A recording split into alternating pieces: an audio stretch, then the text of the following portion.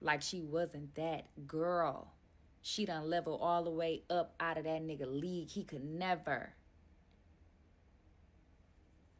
You're gonna do your hair, you're gonna do your makeup, you're gonna put some perfume on.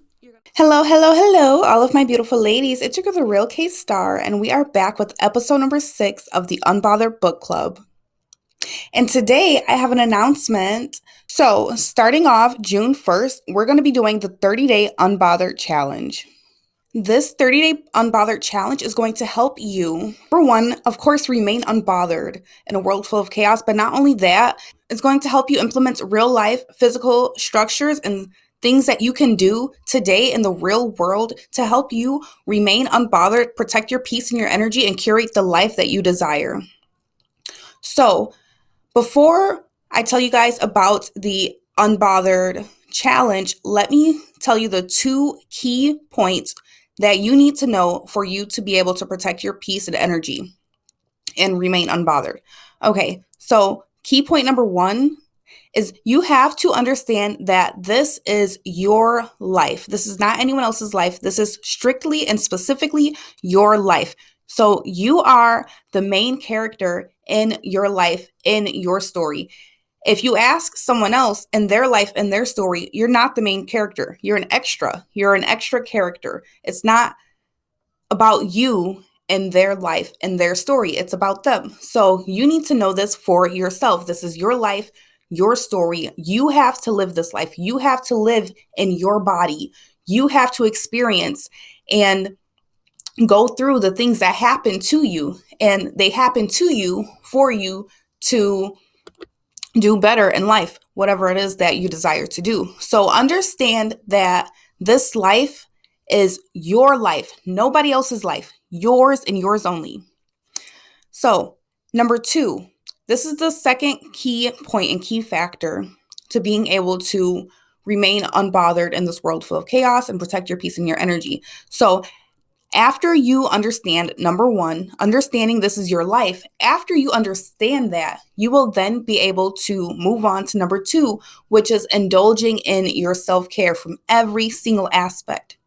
When you understand that this is your life, you will understand completely what it means to entirely indulge in your self-care. And I always say, everybody thinks that self-care is just physical skincare. It's not physical skincare. I mean, that's a part of it, but that's not the only aspect of it. So you have emotional self-care, physical self-care, mental self-care, spiritual self-care, verbal self-care, financial self-care, social self-care. There are many, many, many different aspects. I'm sure the list goes on all day, but there are many different aspects of self-care that you need to indulge in to be able to live and create the life that you want to live, the life that you desire to live. Understanding that this is your life and being able to indulge in every single aspect of self-care for yourself, that's the key to being able to remain unbothered in this world full of chaos. This is the perfect example that I like to give. So, this happened to me before. I know this has to have happened to you. If this happened to you before, let me know in the comments down below.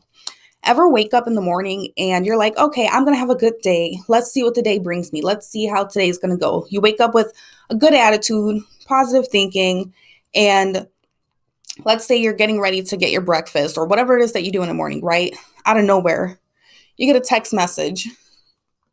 Out of nowhere, you get a text message, and it could be from anyone, right?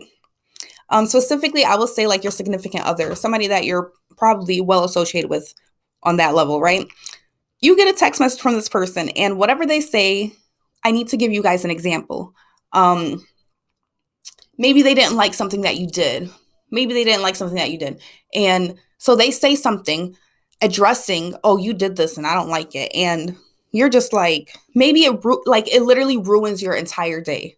It ruins your attitude. It ruins the mood. Like you were just in a positive mood. Somebody sends you a simple text message and it just pisses you off. Like whatever they said, it just aggravates you so much. And you're just like, oh, now my day is ruined. Now, like, you're irritated, right? That's happened to me before. So if that has happened to you before, let me know in the comments down below because I know that has definitely happened to me multiple times. And So if you are in a mindset where you remain unbothered and you don't let the daily life and like chaos get to you, things like that, that's a minor example. Things like that text message that would have irritated you yesterday, it's not going to irritate you once you start this 30-day challenge. I promise you that for a fact. And I love to use that example because, again, that's something that I heavily, I know it's happened to other people too, like especially other women, I know for a fact. So that's something I like to bring to people's attention because, you know, we all go through the same thing in similar ways, right? Okay. So after understanding the two main key factors, which is, again, understanding this is your life, and number two, indulging in every single aspect of self-care. Those are the two key factors that we are going to use to create this 30-day Unbothered challenge that starts on June 1st. Now, also, before I get into that, there is going to be the self-care dictionary available for you guys. It'll be available. I'm going to try to make it available like everywhere, but it's going to be available for you guys for a low price, maybe like $9.99, something like that. But the self-care dictionary is going to have the definition of every single aspect of self-care, along with a follow-up of something that you can do to implement it into your daily life, your daily routines, right? So every single aspect, going from A to Z, every single aspect with the definition and also an implement of something that you can do to bring it into your life. Okay, so now that we know the two main key factors and the two key points to being able to protect your peace and your energy and remain unbothered, we're going to take these two and turn it into a 30-day challenge. How are we going to do that? So there are many, many, many different aspects of self-care. We are going to take the top 8 to 10 aspects of self-care and group them into 4 different groups. And I'm going to tell you the groups in just a second. So we're going to group them into 4 different groups.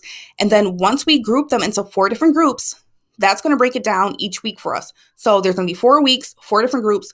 Each week we will focus on a different topic, a different version of self-care.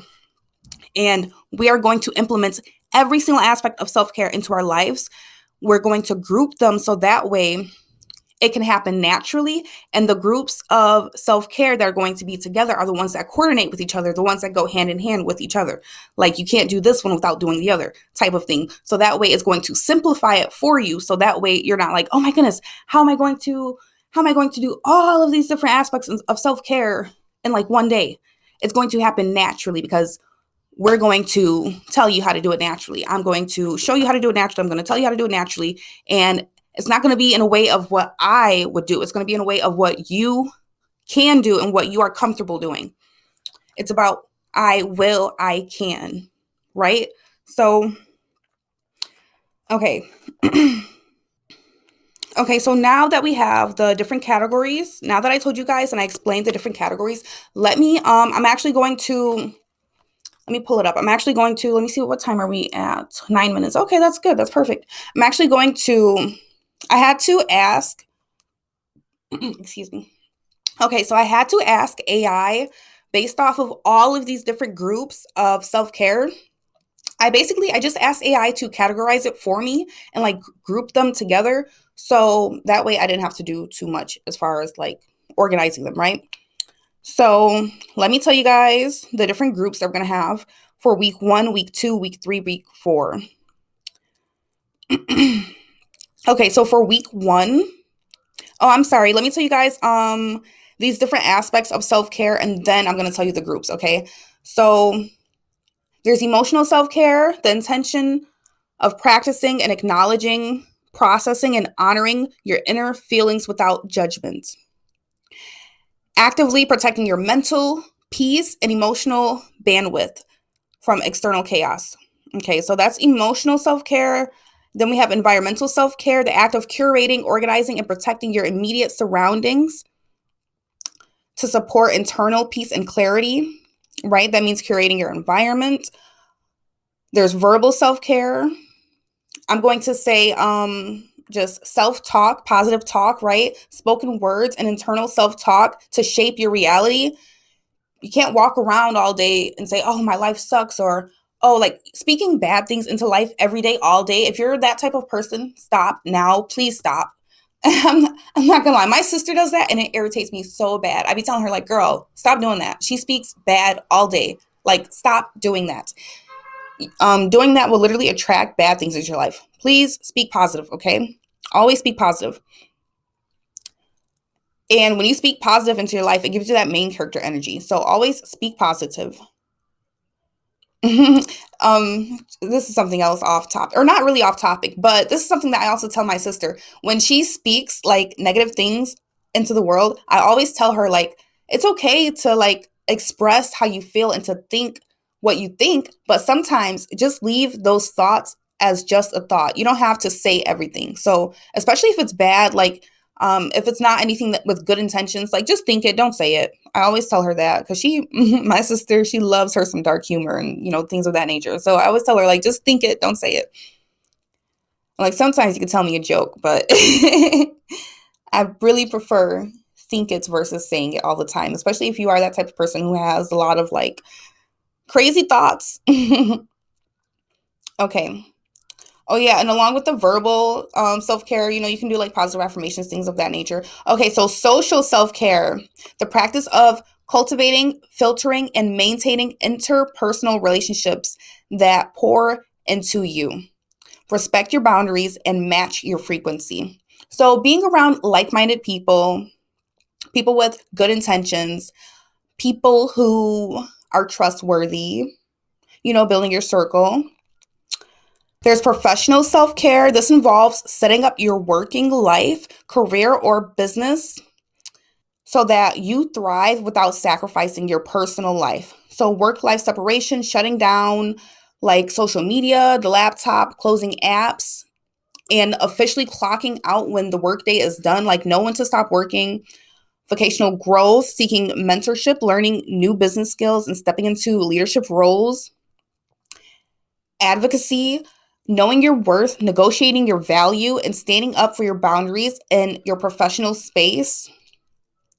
Financial self-care. Financial self-care is an act of ultimate self-respect. It's about managing your resources so you can live with peace of mind and create future freedom. Financial freedom, future freedom. What is it? What is the other one? Generational wealth. All of those things, right? Okay, I believe we said environmental self-care already with curating your environment, social self-care. We said that one already. Spiritual self-care. Okay, spiritual self-care doesn't have to be religious. It doesn't have to be religious, right? It doesn't mean like physically like going to church, right? Okay, it's about connecting to a deeper sense of purpose, meaning in the world around you. Now, just because I say it doesn't mean you have to go to church. I do believe in Jesus Christ as the Lord and Savior.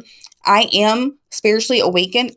I do consider myself like a spiritual awakened Christian because I grew up with Christianity. I believe in manifestation, prayer, meditation. I believe we are all one, along with like the trees, the nature, the animals, the birds, all of that. So spirituality is beyond going to church, okay? Spirituality is, again, it allows you to understand or to learn your deeper meaning, your deeper purpose, to learn yourself, and to connect with the world in a beautiful way. Now, I keep checking the time I have here. So, quick story on what I have discovered for my own spirituality and mindset shift. I discovered that in this world, we are put here to build up ourselves as much as we can. So build, grow, learn, expand your knowledge, always be open to learning, but you want to work on yourself as much as you can. And you're going to just keep on pouring into yourself as much as you can until you are able to take all of that and pour into other people. That's literally That's literally how the world works. That's how God designed it. That's how Jesus designed it. So we pour into ourselves as much as we can. And then once you do that, you take everything that you know that you learned and you take that and you pour into other people with what you've already done for yourself. So the key to like life is to pour into yourself and then give it back also, right? Okay, we're at 16 minutes. Let's see. The next one is going to be mental and intellectual self-care. This aspect keeps your mind sharp, inspired, and engaged while also knowing when to hit the mental pause. Growth mindset, learning new things, reading, listening to podcasts, or diving into topics that spark your curiosity. Brain breaks. Again, this is unplugging from the screen, social media. Creativity, engaging in creative projects, hobbies, or brainstorming big ideas just for the fun of it. Positive self-talk, actively shifting your internal narrative from critique to empowerment. Okay, there's emotional self-care. There is, okay, and again, the last one was physical self-care, which I believe we already talked about. So you see like how when I read some of those, some of them aligned with each other, like the physical self-care aligned with environmental self-care, because for the environmental self-care, you have to physically clean up and curate your environment. And for physical self-care, that includes like doing self-care or daily routines or working out, physical things, right? So now that I just went through all of these different aspects of self-care with you, let's get into how we're going to group them into 4 different groups for each week.